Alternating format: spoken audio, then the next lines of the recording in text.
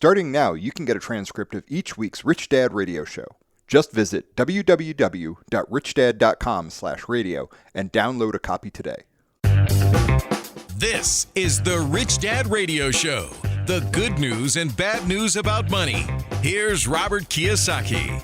Hello, it's Robert Kiyosaki, the Rich Dad Radio Show, the good news and bad news about money. The real theme of today's show is, are you a capitalist?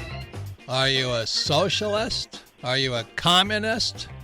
Or are you a fascist? So that's the theme of this show today. Because if you're a socialist, you believe that your dream should be everybody else's dream. I mean, we should all be equal. But if you're a capitalist, you just want to prove, that you can make it on your own. You can do great things. So we have a battle today between what I say the wimps and the other guy. And our guest today is the infamous Ken Langone. He's a co-founder of Home Depot. But he's going to be talking about his latest book, I Love Capitalism. And my sweetheart Kim is out in Hawaii, and she's speaking from the People's Republic of Hawaii, where there is not one Republican in office because it's going the other way. The same as New York is going the other way right now, more and more socialists running the program. So, Kim, any comments before we bring Ken Langone on? I'd love to get started because Ken is one of the most fabulous entrepreneurs and capitalists. He's had some great stories to tell. He's got a lot of wisdom, and he's got a lot of great advice. So I would like to get started and say welcome to the show, Ken. Thank you so much, Kim, for having me. And, Robert, I'm thrilled to be with you. It's our honor. So, really quickly, how in the world did you start Home Depot? I was just there the other day. Well, that's a big store. One store is huge, but you have a whole chain of them. We have 2,400 of them, roughly. Oh, and there was four of us. It was Bernie Marcus, Arthur Blank, myself, and shortly after we started, Pat Farrer, so I consider him a founder as well. And we had a vision of an opportunity, that existed in America. We saw the hardware industry, the home center industry, as being highly fragmented and with incredibly high margins. And we thought that if we could put together a business where we could drive volume of enormous numbers through a store, we could afford a bigger store and we could afford an inventory like nothing you've ever seen. Yeah, but that's beyond, Ken, that is beyond bigger store. I mean, you guys have these monster, they're coliseums with lumber in them. Yeah, well, look, but the biggest thing we saw as an opportunity was a highly motivated, well-trained group of people on the floor interfacing with a customer. Our strategy always has been built around these wonderful associates we've got now over 400,000 of them. Jeez. And we own all our stores, and they all are associates of the company. They don't work for a franchisee. They've all done extremely well, thank God. We've never hired anybody for minimum wage, and we never will. We always do everything we can to be as inclusive as we can. And so we took this basic concept and applied all these principles, and we built a culture. And it's the culture that makes us different. You go to a Home Depot store, you'll find a person with the orange apron on who's very happy being there and wants to help you and sincerely wants to help. That's true. So, the only person who's not happy with you is I have a friend who owns a little Ace hardware store, and he's not happy with you because he's out of business now. Well, let me say this to you. He in his case, he proved the point. They were getting outrageously high prices. Maybe they needed them, but they were getting outrageously high prices, and we saw this growing opportunity, home centers, people owning homes, people building homes, people repairing homes. And we said, you know what, if we can figure a way out to get the widest selection to the customer with superb help, and I'll just mention one thing that makes me prouder of our company than anything else. We have 3,000 young people who typically got out of high school and came to work for us, their first job. And one of your entry-level jobs is being a lot boy, pushing carts in and helping people load up their cars. We have 3,000 of them today that are multimillionaires. They didn't go to college. That's capitalism. That's how capitalism is supposed to work. You work hard. You work smart. You do the best you can. You need some luck, obviously. You need some luck. But all those ingredients are there, and you apply them and watch the wondrous things that will happen to you, for the most part. Well, congratulations. Ken, I have a question. Given, there's, with all the online retailing happening, and it's really affected a lot of the retailers throughout. Yeah. What do you see kind of the future for retail and for Home Depot, with given all the online business going on? I congratulate Amazon for a lot of reasons. I think they've kept their heads about them, and they've provided great services to a lot of people. And the thing I would say is Amazon has made Home Depot a better company. Why? Because they're very good at what they do, and so therefore we have to be better, including offering our customers alternatives to shopping. Some people like to browse in a store. Some people would rather sit at their computer in their home and order whatever it is. We're now able to give that customer that choice and deliver it to his home, or he can pick it up in our store. Amazon, I think, certainly heightened the intensity of our commitment. And so this year, my guess is, this year we'll do about $7 billion in online sales. Jeez. That's a big number. And it'll be up about 20%. And you're an international company? Well, we have stores in, you want to call it international, Guam. We have them in Puerto Rico. We have them in the Virgin Islands. We have them in Canada and Mexico. So I guess we're international. If you have that sounds good to me. Yep. So this is my question. You wrote your latest book. It just came out. It's called I Love Capitalism, right, An American Story. And I started this whole Rich Dad radio show today about, are you a capitalist, socialist, communist, right, fascist? What are you? And it seems to me in America today, there's a battle right now, a major one, between socialism, fascism, and capitalism. So why did you write I Love Capitalism? Obviously, you have some concerns. Well, I do have a lot of concerns. One of them is I've been fortunate to be able to travel the world, and you go to countries where socialism prevails, and you see stagnation. I mean, now, let me back up a minute. The biggest single threat I see to America, in addition to education, is income inequality. If we make the gap between the very, very successful people in a country and the very, very people at the bottom of the rung so wide, and it keeps widening, this is how Castro, this is how Chavez, this is how Lenin, this is how all these guys preached to the masses that they were being ripped off and they should do something about it.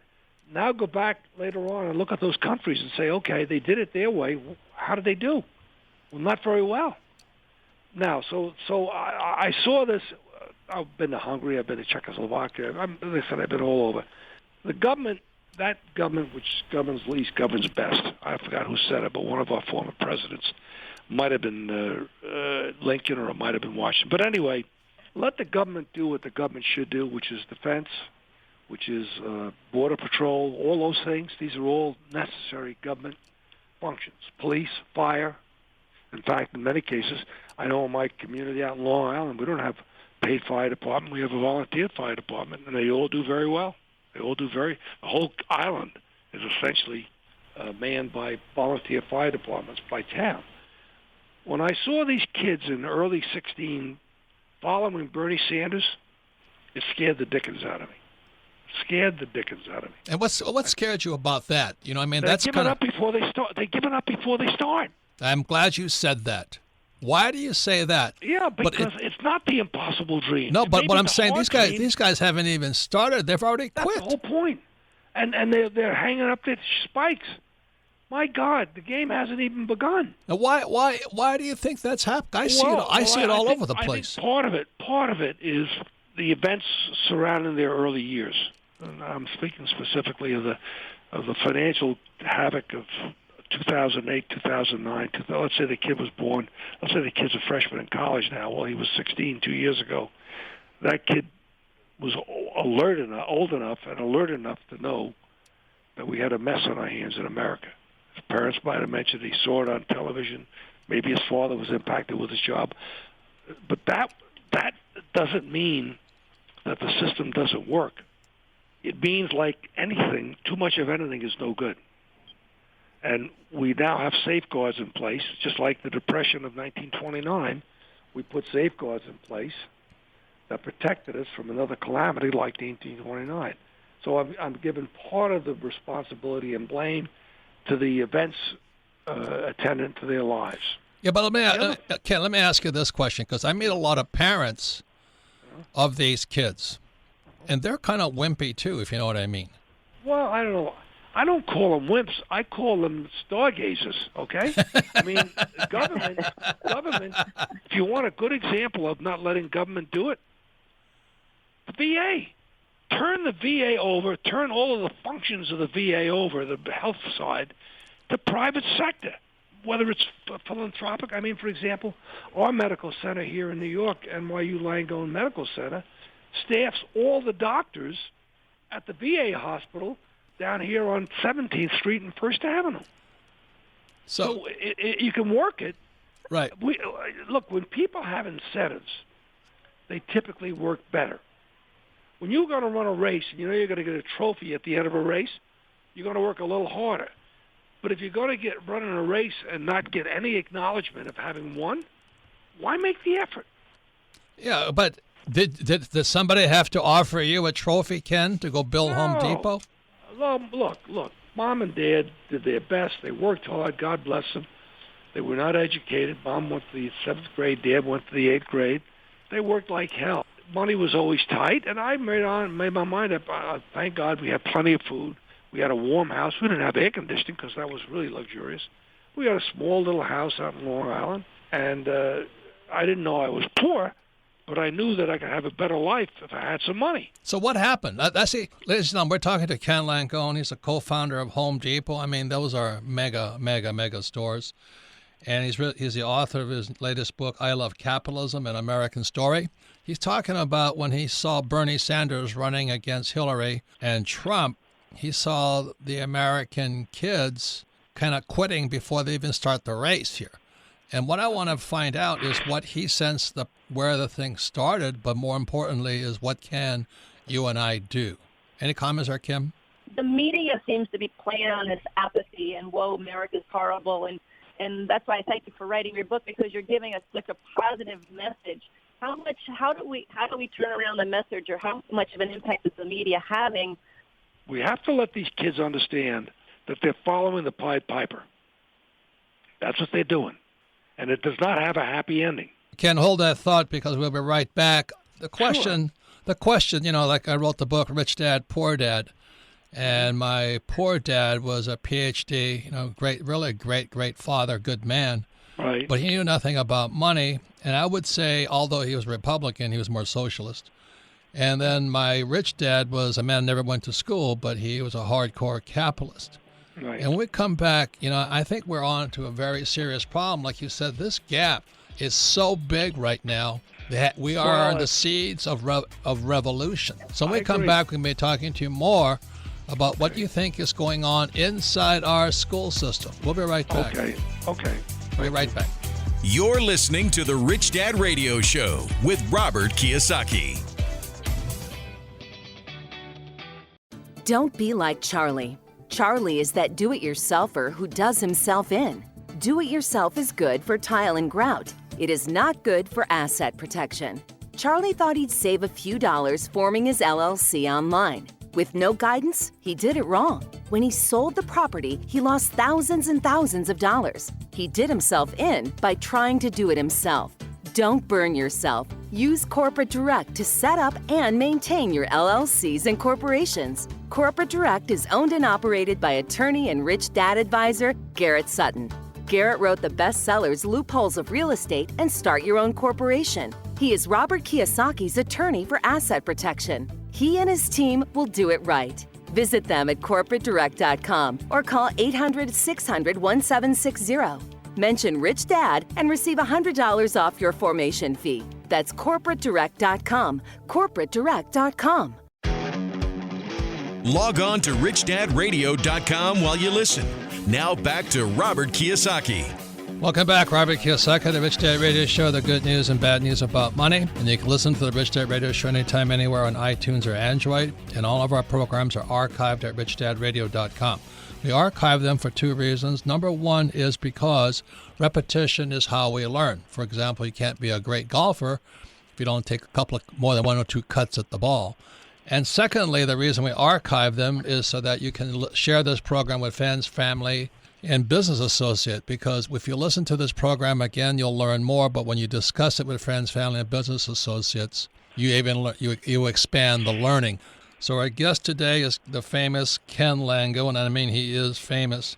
Every time I see him on the like CNBC, everybody listens to what he has to say. He's a co-founder of Home Depot, and I was just there the other day, and man, that is beyond a store, man. That is a mega store. I hope you spent a lot of money. I did. I've built several houses out of Home Depot. Good. Anyway, but and he's the author of I Love Capitalism, An American Story, and he's here because he's concerned what's happening to America. This gap is so big between the haves and have-nots right now. Historically, that's always been the seeds of revolution. Any comments, Kim? The income inequality, how did it... Well, I think they where it go is hand in today? hand. I mean, this is like a ham and cheese sandwich. I think you'll do a lot to solve income inequality if you raise the level of competence that kids accumulate through their grammar and high school years. Not everybody's made for college. And there's any number of jobs in America today that are going crying for people to take them, but they haven't got the qualifications. And we're not talking about engineering or exotic science. We're talking about basic skills. And so I really believe it's not going to be a quick fix because it took a long time to get here, and it's going to take some time to get back. But we've got to look at the issue of income inequality in totality. We've got to say, okay, we can arbitrarily tell a corporation they've got to pay somebody more money. But if that corporation doesn't get a return on that investment in that person, that corporation will not live for long. And then everybody loses. And an example I give all the time is Eastman Kodak. When Kodak was thriving, Rochester, New York knew no bounds to whatever their appetite was because Kodak was there to give it to them. Well, Kodak made some bad strategic decisions, and look at all those job losses, and look at what happened to Rochester. Yeah, they invented the digital camera and didn't exploit. Well, they invented it, and they suppressed it because they were afraid it would cannibalize their little yellow boxes. Well, guess what? Somebody else did it for them. I mean, it's look, business is not without error or without mistake, but this notion, let the government do it for you, well, that's all well and good. Who pays for it? And how do you generate the assets to reward the people who deliver the goods? So, Ken, let me ask this question. Have you ever gone to speak to a public school? Yes. Yes. How's the response? Well, I think I probably make teachers a little uncomfortable because I think they need to be held accountable more. I think the standards we have applied to requirements to teach can be dramatically elevated and should be dramatically elevated. I think a good basic measure is a teacher that can't pass the test that he's giving his student shouldn't be teaching that student. But isn't that the same problem with the VA? I mean, it's a government agency, basically. Well, the VA, what I say is, and a very good friend of mine is knee-deep in trying to help the VA, a fellow named Ike Perlmutter, very, very successful man, and he's volunteering for the president to work on the VA issue. I think that the VA initially meant well, but over a period of time and over its growth, something happened that the standards aren't what they should be. I mean, it's outrageous for somebody to have to wait 6 months to get an appointment if they have a chronic or if they have a serious disease. So we're talking about the Veterans Administration Hospital. You know, I'm a veteran. I would never go there, because. Why wouldn't you go there? Because the quality wasn't what you wanted. So let me ask this question: Is Home Depot unionized? No. What would happen if your workers wanted to unionize? If all workers wanted to unionize, we'd respect their wishes. But those 3,000 kids I told you about becoming multimillionaires, that wouldn't have happened because they'd have worked for wages, period, and that's it.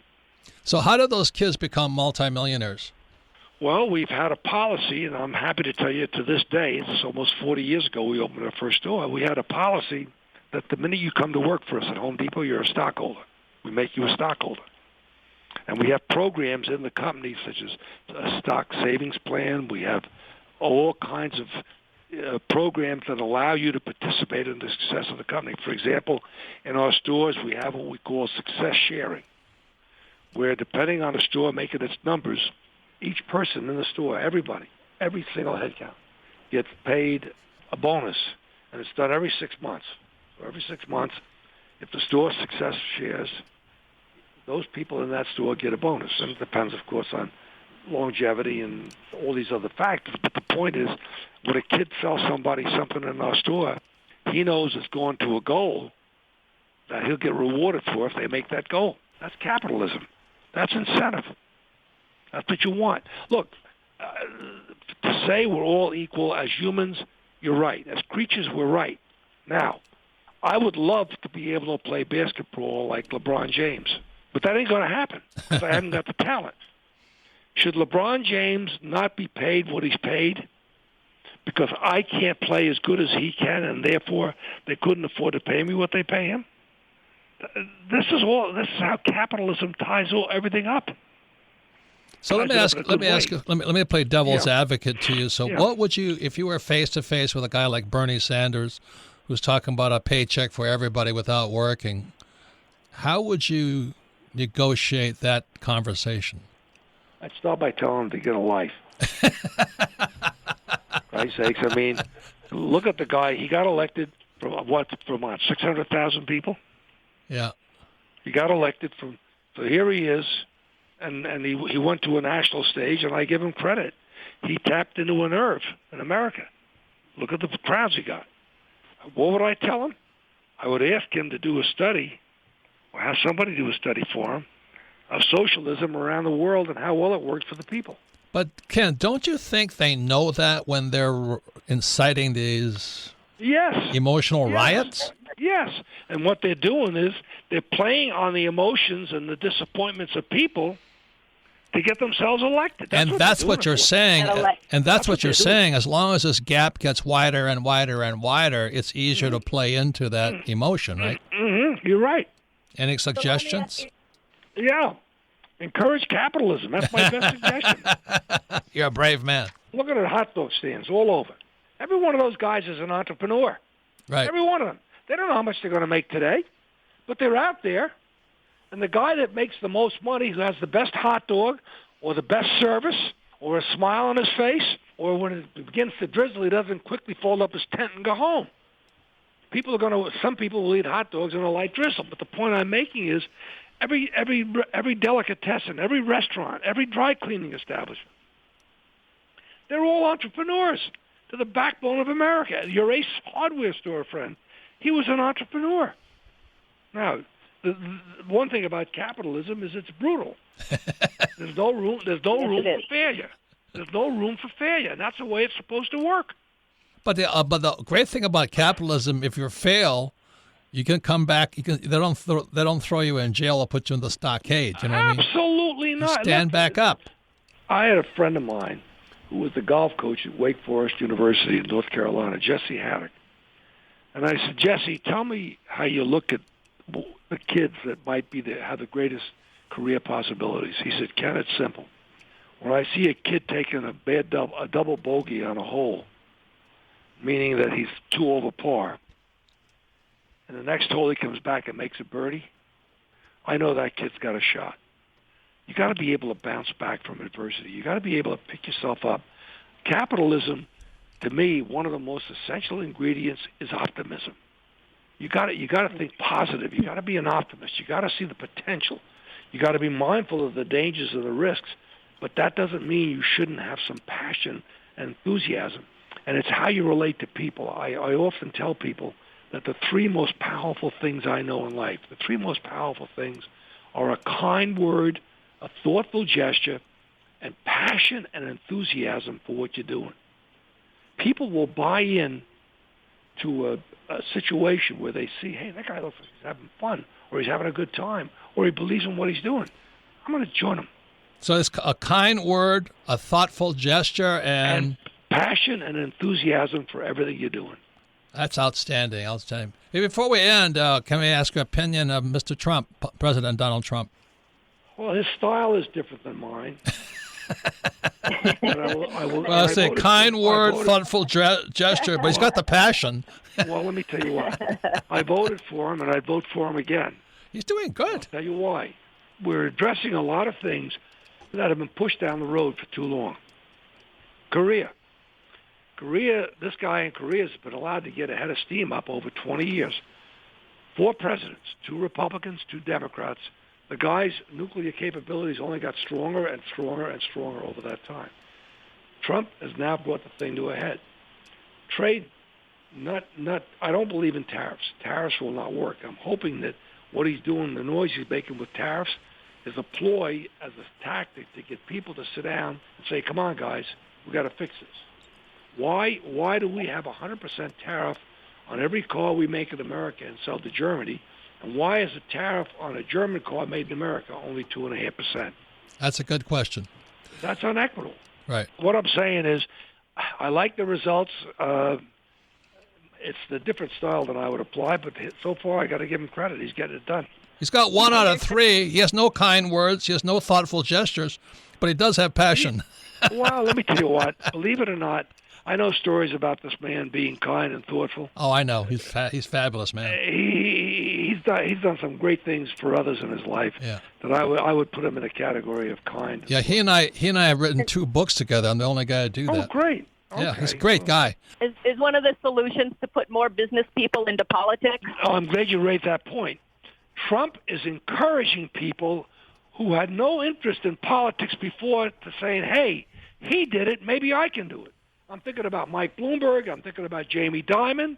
I'm thinking about Howard Schultz. Now, these are all different political stripes, but I don't care. If the more we can convince people that our political elite are not born and to the matter born, and unless you're born into that royalty, you can't be in politics. I think the one thing Trump has done is encouraging people who've never had anything to do with politics to say, hey, wait a minute, maybe I can help. I actually like his style. You know, he's shaking everybody up. So everybody, He's shaking everybody up. I just wish, as I said, that. But again, how can I quarrel? I saw his style in the campaign, which is the same as it is now, and he won. Who the hell can argue with success? Hey, Kim, final question. So somebody starting a business today, what advice would you give them? They're just starting out. They want to be an entrepreneur. I would urge them that unless they do an in-depth analysis that gives the enterprise a chance of success, they shouldn't do it. You don't start a business by the seat of your pants. And I think I would urge them that give it a shot. Be sure when I say give it a shot, it has a shot of making or selling a service that people want. That's my advice. One more thought. Sure. Never allow any opportunity to impair or compromise your ethics or your values, ever. Amen. Amen. So, Ken, I know your time is tight. I really thank you for what you've allotted us. Thank you for having me. And thank you for your contribution to our society. Well, I'm thrilled to do it. I'm a proud American. That's all I can tell you. And I'm a humble American. Thank you. Have a nice day. Thank you, Ken. Nice day. Bye-bye. Thanks, Ken. Thank you very much. So when we come back, we'll be going to one of the more popular parts of our program is Ask Robert. You're listening to the Rich Dad Radio Show with Robert Kiyosaki. Don't be like Charlie. Charlie is that do-it-yourselfer who does himself in. Do-it-yourself is good for tile and grout. It is not good for asset protection. Charlie thought he'd save a few dollars forming his LLC online. With no guidance, he did it wrong. When he sold the property, he lost thousands and thousands of dollars. He did himself in by trying to do it himself. Don't burn yourself. Use Corporate Direct to set up and maintain your LLCs and corporations. Corporate Direct is owned and operated by attorney and rich dad advisor Garrett Sutton.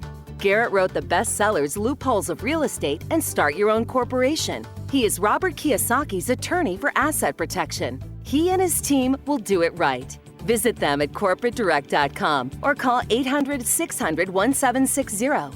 Mention Rich Dad and receive $100 off your formation fee. That's corporatedirect.com. corporatedirect.com. It pays to listen. Now back to Robert Kiyosaki and the Rich Dad Radio Show. Welcome back, Robert Kiyosaki, the Rich Dad Radio Show, the good news and bad news about money. Once again, I want to thank Ken Langone. He is the co-founder of Home Depot, massive operation. And his latest book is I Love Capitalism, An American Story. And he's very, very concerned about what's happening to America, especially with the youth. And they quit too early. They quit before they start. If you're going to be an entrepreneur, you will fail. And the question is, can you stand up again? Can you learn from your mistakes? But in our school system, we teach kids that if you fail, you're stupid, and they stay down.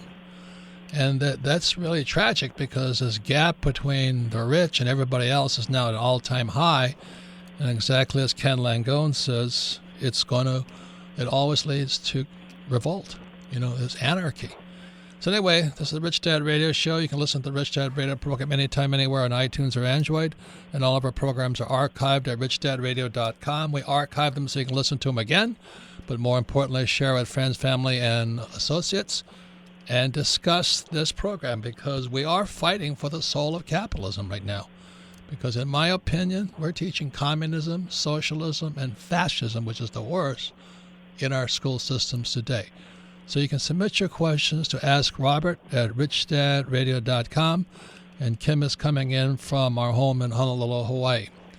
So this is Ask Robert. So Kim, any comments on what you thought about Ken's? Well, I absolutely love Ken's energy. I love his message because when I look at these young kids, like he said, following Bernie Sanders, saying everybody gets a trophy, and what Ken is saying, he says you've got to have passion and enthusiasm for whatever you do. And what I'm seeing is the media and these political ruling class is basically kind of undermining these kids and taking away that spirit and that energy and saying, oh, you're doomed.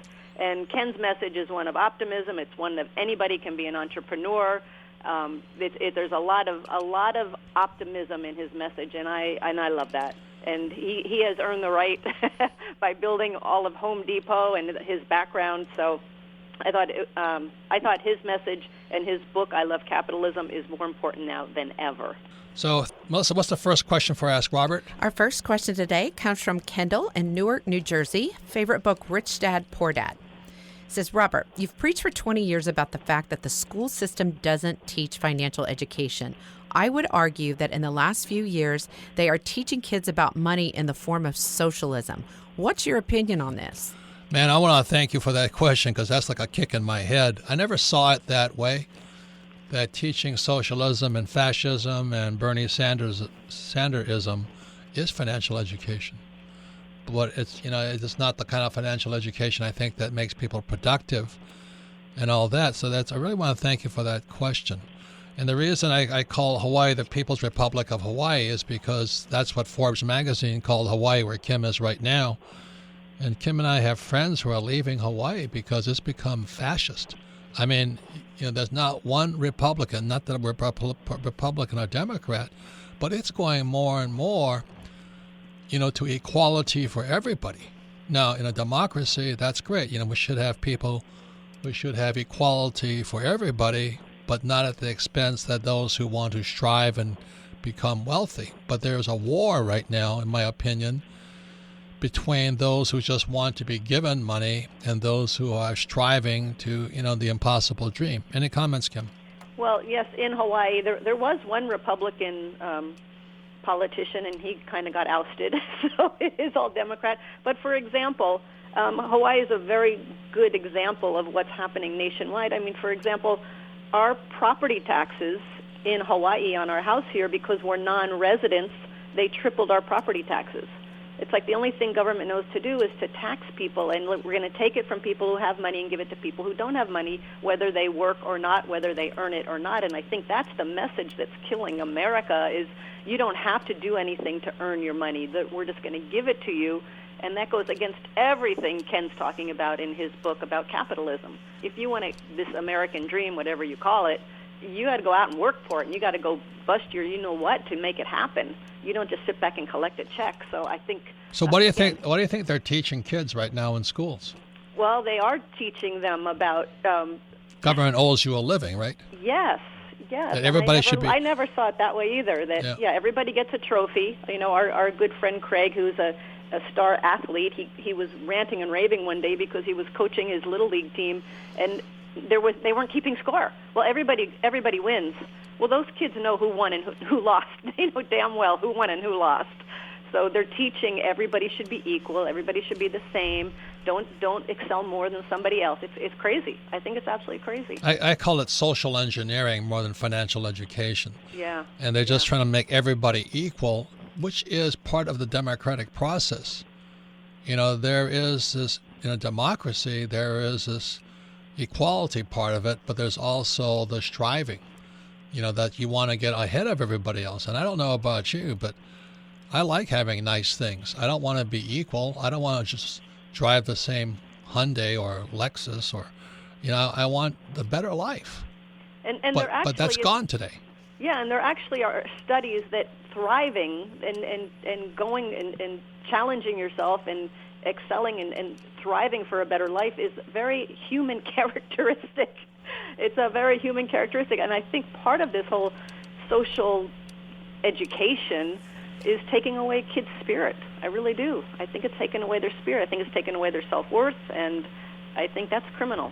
So anyway, I really think that was a fantastic question, simply because I never saw it as that that's actually a form of financial education. It's called UI, Universal Income. It's like everybody gets a trophy and everybody gets a check. Next question, Melissa. Our next question comes from Ian in Edmonton, Canada. Favorite book, Rich Dad, Poor Dad. What do you mean by making money work for us and not working for money? Well, I think you should read Rich Dad, Poor Dad, because the problem with going to school is they tell you to go to school and get a job and work hard for money.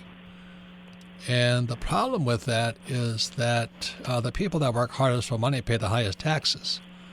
So all I'm saying is real financial education, you should ask the question, I said, how come the guys who don't work for money pay no taxes? That's really the question. And until you open your mind up, like I said, all coins have three sides, heads, tails, and the edge. Why is it the rich don't pay taxes? Trump doesn't pay taxes because he doesn't work for money. He has assets. He has investments. Kim and I have real estate. And the average person, because they went to the communist school system that my poor dad was in charge of, they don't understand that. The rich don't pay taxes because they don't work for money. They create jobs. Since we have Tom Wheelwright, he wrote the book Tax-Free Wealth. And I'm not saying it's right or wrong, but if you want to just keep going to school and getting that high-paying job, you'll just pay higher and higher taxes. Any comment, Kim? Well, that goes right into the argument we've had from day one, which is why don't they teach financial education in school? Well, they are. They're teaching communism. Communism and socialism. But I just know for me, when I was raised just like you're talking about, Robert, to get that paycheck, and if I work hourly, up my hourly wages and just work harder and work smarter, but keep working for that paycheck. And it wasn't until I changed my focus from acquiring a paycheck and acquiring income when I focused to acquiring assets like real estate, like businesses, things like that. That shift in my mind was never taught at school. And that's why we have the cash flow board game, because that cash flow board game teaches you to make that shift in your mind from acquiring money to acquiring assets. And that's to me what real financial freedom is. You have the assets that are creating the cash flow that sets you free. And the Wall Street Journal that last Saturday and Sunday just came out with an interesting thing. Is this baby boom generation, my generation, they're in trouble because they've worked so hard for money all their lives, they have no income now that they're retired. So the thing we always say is that the test of your success is if you stop working today, how much money keeps coming in? For most people, it's nothing. And that's what happens when you work for money. So one of the things, when Kim and I met, it was that we wanted to retire early so we could test, pressure test the system. Can we actually stop working someday? So that's when, Kim stopped at 36 and I was 46 or something. And we didn't have to work for money anymore. But you'll never know, because as long as you keep working for money, you think you have income. But that's earned income or not is taxed income.